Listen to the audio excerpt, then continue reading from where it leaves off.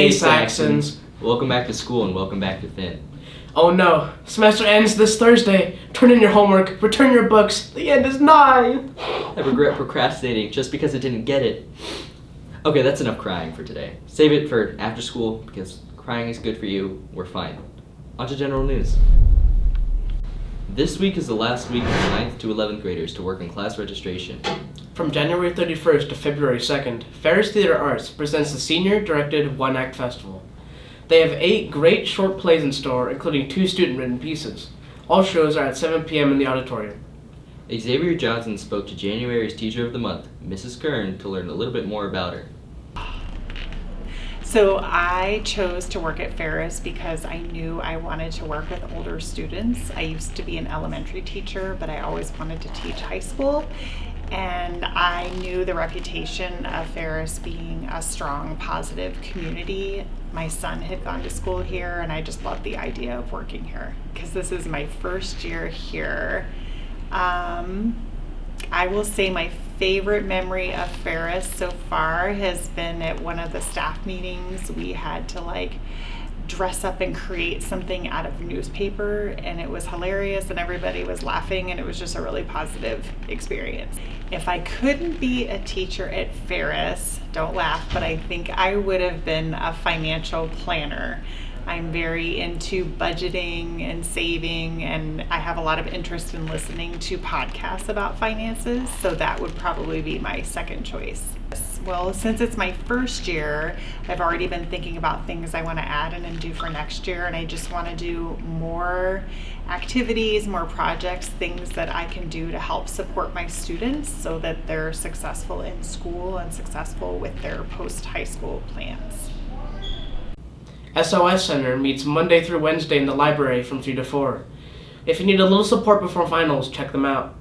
Speaking of studying, last week Link Crew hosted their annual first semester cookies, cocoa, and cramming session. Here's a quick look.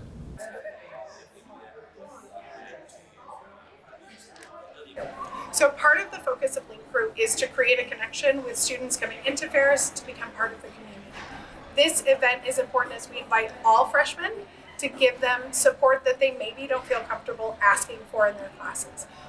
The best part of this is that it's students tutoring students. It's about giving a space that is open and risk-free and stress-free, fun and inviting, and gives students the chance to help each other with that peer mentorship and peer tutoring, as our Link members are the ones here giving support and helping with all the classes. Moving on to club news. GSA meets every second and fourth Monday after school in M102. Tomorrow, Pickleball Club meets in the Oxtrom after school. They meet again on February 6th. Badminton Club also meets tomorrow after school in the main gym. The First Generation College Club meets every Tuesday in the College and Career Center during both lunches. The Multicultural Club meets on Tuesday. Native American Beading Club meets in M104 at 2:30 on Wednesday. Creative Writing Club meets on Wednesday in M201 at 2:45. JSU, the Jewish Student Union, meets on Wednesdays in M044. Archery Club meets on Saturday from 1 to 3 in the auxiliary gym. Now on to sports news. Tonight we have 2 C-Team boys basketball games at G Prep and NC at 5:30 and 7 respectively.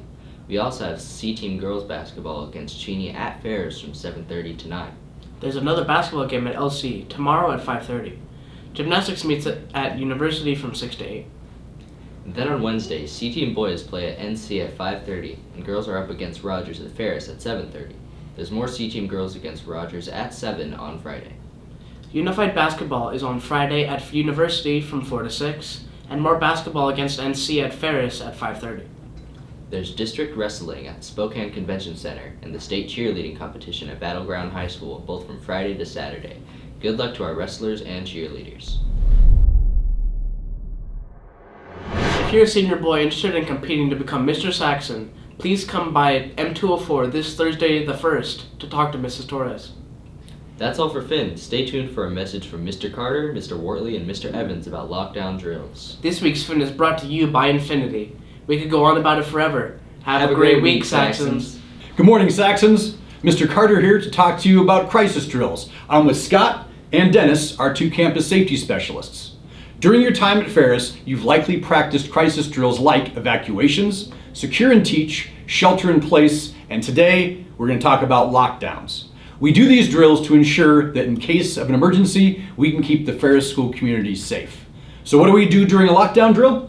Immediately get into a classroom or room. Lock door, close windows, and internal blinds, and remain hidden until the announcement is made that the lockdown has been lifted. No leaving the classrooms, rooms, no movement in the hallways. Students will often ask, what do I do with my phone during a lockdown drill?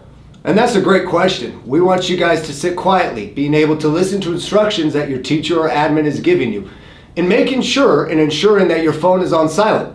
That doesn't mean you can't text somebody. Make sure that when you are texting somebody that you're only texting accurate information to that person. Like, it's okay to probably let your mom or dad know, we're in a lockdown drill and I'm safe. But beyond that, I wouldn't speculate. It's important to know that during a lockdown drill, there will be first responders on site. And for your own peace of mind, it's important to know what they do. We realize something like a lockdown drill can be anxiety inducing or might trigger some folks, but please know that first responders, including law enforcement, will be on site. They'll be conducting a search of our school. They will be knocking on doors or opening doors with keys. They are the only people that will be able to access a room. So if someone knocks on a door, they can't open it on their own, don't let them in. First responders and admin will have access to the rooms and will announce themselves upon entering. It's important to know that we're staying in a lockdown drill until that drill has been lifted. An announcement will let you know that a lockdown drill is over. So please follow today's instructions, listen to the instructions of your staff and teachers, and help us keep the Ferris community safe. Thanks, Saxons, and have a great day.